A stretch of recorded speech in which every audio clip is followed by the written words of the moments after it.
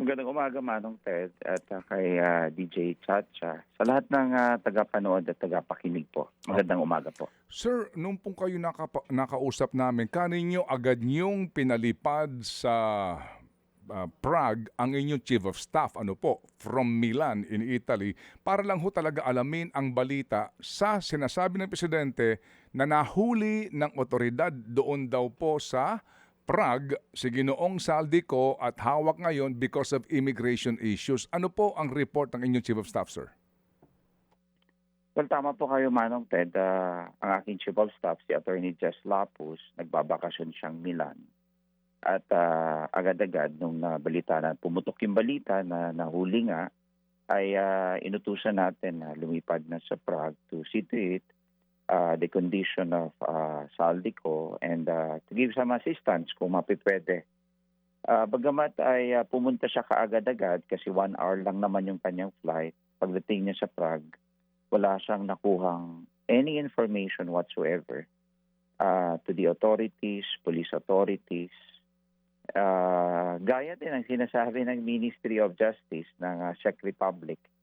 Kung sila nga po ay walang information, how much more kaya yung ating pang inutusan na empleyado na nagbabakasyon sa Czech Republic po o sa Milan. So until now, wala ho talaga tayong information whatsoever. Nakipag-ugnayan ho ba ang inyo pong tauhan sa embahada natin doon sa parting yon ng Europa? Sa katotohanan po sa report, because we presume na kapag ganyan ho, di po ba, attorney, agad dapat sabihan po yung embassy noong, noong tao na kanila pong hawak. Well, tama po, Manong Ted. Yun din ang aking instruction to coordinate with our embassy officials. But unfortunately, ang sabi niya ay sirado because he arrived there Friday evening and then Saturday, Sunday, sarado yung embahada. But what he did is to closely coordinate with the police ng Prague, police authorities, and wala siyang nakuhang sagot at wala ding impormasyon na maibigay yung police authorities sa Prague. So far po, sir, ano po ang hawak niyong impormasyon ngayon dito po sa sitwasyon ni Mr. Saldico? I was able to reach out po sa pinakamalapit at sa pinakapamilya. Ang sagot lang nila sa akin at everything is okay. So may chismis na lumalabas na kasama daw yung buong pamilya doon sa pag-cross border. When we say kasama yung buong pamilya ay siyempre kasama yung mga anak siguro. But I cannot confirm that. But the only information that I got which is verifiable sa isang kamag-anak ay sabi nila everything is okay. Meaning siguro hindi naka-detain. I don't know kung ano yung gustong sabihin nila noon kasi I want to inquire further kung naka-detain ba, what's the underlying circumstance. Ang sagot lang nila sa akin is everything is okay.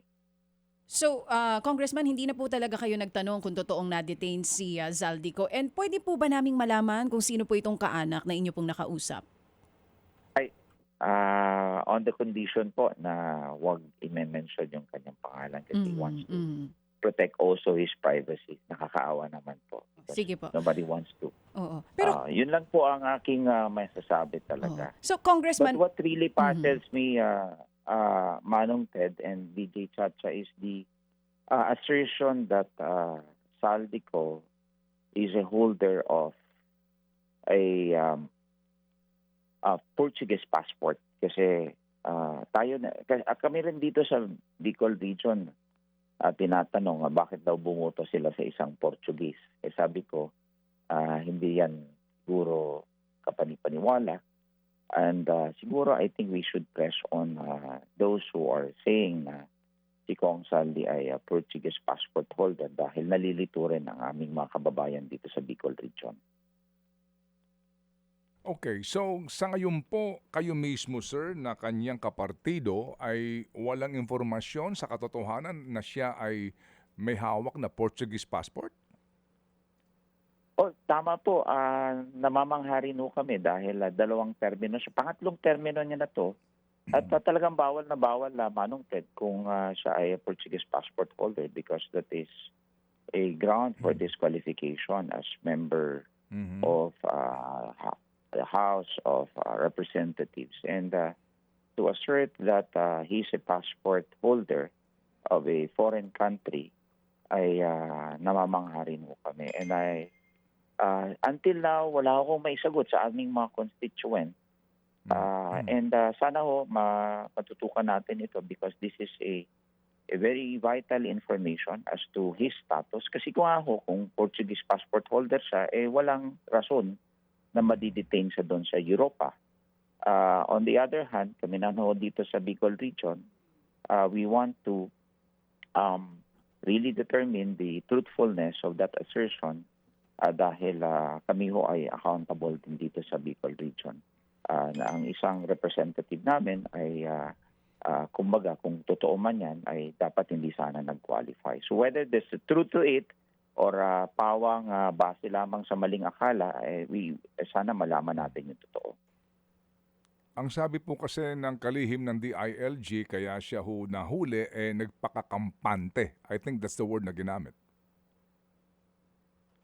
Alam mo Manong Ted, atin naman in the ordinary human experience pag ikaw ay nailalagay sa alanganin na siguro the most important document na makakapagsalba sa iyo ay hindi mo iiwanan or hindi mo makakalimutan. So I think that is contrary to human experience, Manong Ted. In the same way na yung kanyang sinasabi na because there are some previous assertion na basta Manong Ted, dito na lang tayo sa Portuguese passport kasi I'm trying to reach out also to the Portuguese embassy to shed light to the truth of that assertion. Until now, walang maibigay ang Portuguese embassy sa ating bansa.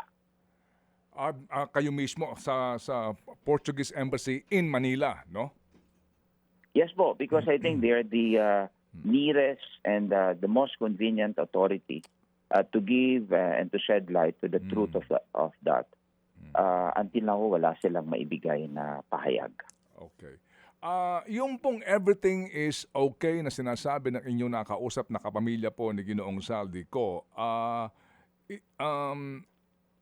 ang inyo hubang katanungan ay tungkol lamang sa kanya o meron pang ibang mga kapamilya si Zaldico na kasama at allegedly ay baka hawak ngayon ng mga Czech authorities? Alam mo nung tinanong ko Manong Ted kung talagang naaresto, nakadetain, ano ang kanyang sitwasyon. Ang sagot lang sa akin, I mean, you know, my focus doon sa aking inquiry ay kay Zaldico. Ang sinagot sa akin ng kamag-anak ay everything is okay. Sige. So, Congressman, sa dulo, dun po sa pakikipag-usap ninyo sa kaanak, kayo mismo, hindi kayo naniniwala dito sa balitang ito na talagang nakadetain po siya sa ngayon? Kasi may pahayag din po na sinabi si DILG Secretary Remulla na posible daw na 1 o hanggang 3 linggo mapabalik ng bansa si Zaldico. Hindi ko po, maniniwala lang po ako kung galing na mismo sa ating mga otoridad. And as I've said earlier, and this is based on official news report, that the Ministry of Justice of Czech Republic, sila mismo nagsasabi na kahit sila walang impormasyon at nag-aantay pa sila ng official report ng kanilang mga pulis relative to the arrest or detention of Zaldico. So until now po, ayaw ko rin ho venture into any speculation kasi mahirap po kasi siyempre ang taong bayan po ay kumbaga naniniwala kaagad sa mga report na baka hindi naman walang basihan. Oo. Congressman, nalito ko doon sa sinabi niyo. Sabi mo, maniniwala lang ako kapag sinabi na ng mga otoridad. Hindi ba ang nagbanggit na po nito si President Marcos Jr., maging si DILG Secretary Remulla? Parte naman po sila ng otoridad. DJ Chacha at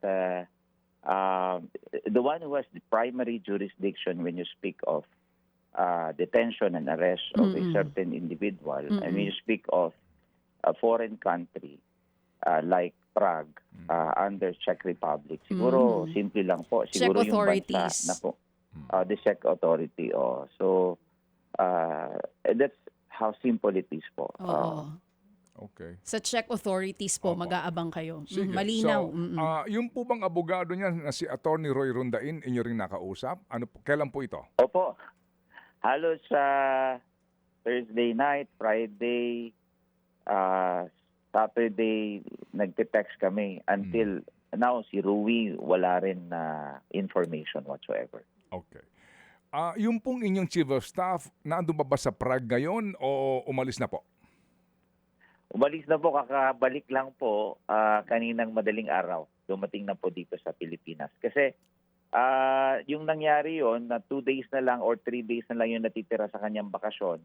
At yung confirmed ticket niya ay kahapon, Sunday, pabalik dito sa Pilipinas. I think that was Sunday morning.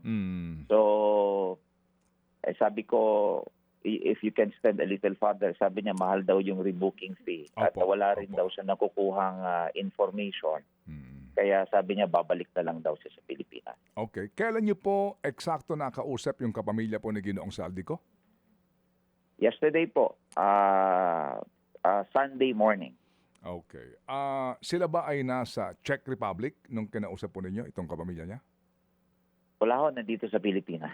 Okay. But Okay. I surmise that they have a direct contact kasi sila naman po talaga ay very close relatives.